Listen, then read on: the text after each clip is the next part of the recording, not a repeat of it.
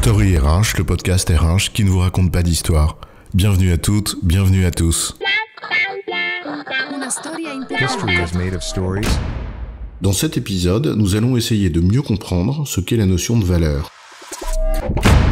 De la valeur travail, dont on nous rappelle l'importance, aux valeurs qui font l'ADN de la boîte, qu'on traduit en comportement in and out, en passant par la valo, qui fait briller les yeux des start-upers de la tech, la notion de valeur est au cœur de la vie de l'entreprise, non ? Mais tu parles de quoi exactement là ? De la valeur ajoutée, des valeurs morales, de la valeur nette comptable, de la valeur marchande, du prix ? Bref, il y a de quoi se perdre avec ce mot qu'on emploie souvent et qui finalement ne semble pas si clair que ça. Alors, la valeur, c'est quoi l'histoire ? À une époque où il est devenu monnaie courante de faire appel au sens, on sent bien le retour des valeurs. Un peu comme si l'on passait d'une obsession de la valeur à la proclamation des valeurs. Alors, à défaut de parler du sens des valeurs, parlons de la signification du mot valeur. Et commençons par la première distinction que l'on peut faire entre d'une part les valeurs et d'autre part la valeur. Tiens, par exemple, les valeurs morales. Oui, ce qui distingue au fond ce qui est bien ou mal. Une sorte de corpus de principes à suivre pour bien se comporter, comme le respect de l'autre, la tolérance, etc. Et on voit bien alors qu'un groupe de personnes va se reconnaître dans un ensemble de valeurs. Un ensemble de principes qu'elles jugent importants et reconnaissent chez les autres et grâce auxquels elles leur donnent du crédit. Donc des principes qu'elles valorisent. Tout est subjectif. On voit vite arriver ici la première difficulté, le caractère objectif ou subjectif de la notion de valeur.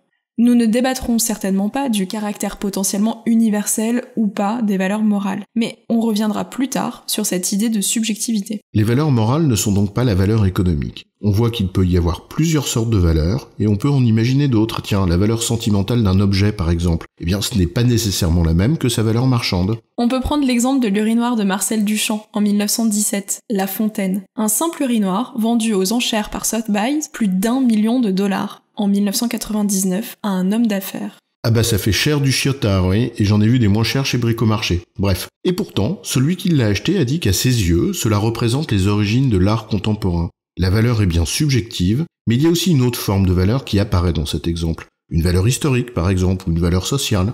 Alors que pour d'autres, cela ne représente qu'une valeur fonctionnelle, un pissoir.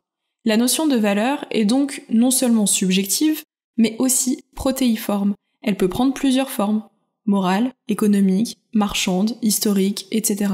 Concentrons-nous sur la valeur économique et revenons à cette idée de subjectivité.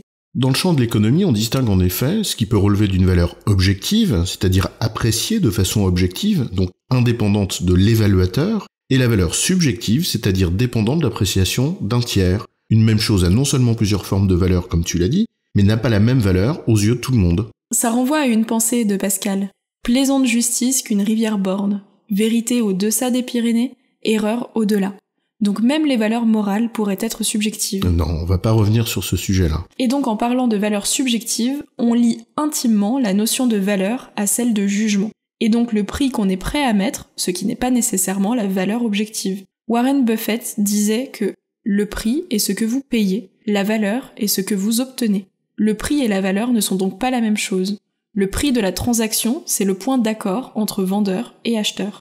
Et comme le rappelle André Comte-Sponville dans une conférence sur le bonheur et le travail n'est pas une valeur morale, précisément parce qu'il a un prix, celui qu'on vous paye pour votre contribution. Et j'ajouterais que, même si en entreprise on cherche à objectiver la valeur de cette contribution, elle reste relative et subjective. Et cette valeur dont on parle, est-ce la valeur là, maintenant, ou la valeur dans la durée ? La notion d'horizon et de temps n'est pas neutre quand on parle de création de valeur. Quand on parle en effet de la valeur d'une entreprise, par exemple, on peut se demander la valeur pour qui ?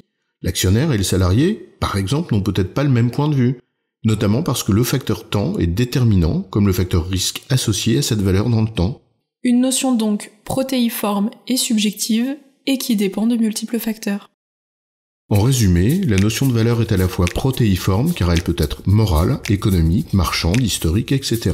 En économie, on distingue la valeur objective de la valeur subjective, cette dernière dépendant de l'appréciation d'un tiers et impliquant donc de nombreux facteurs, à commencer par les facteurs temps et risque. J'ai bon, chef ? Oui, tu as bon, mais on va pas en faire toute une histoire.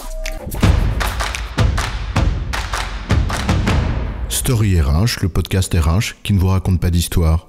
Retrouvez tous les épisodes sur storyrh.fr.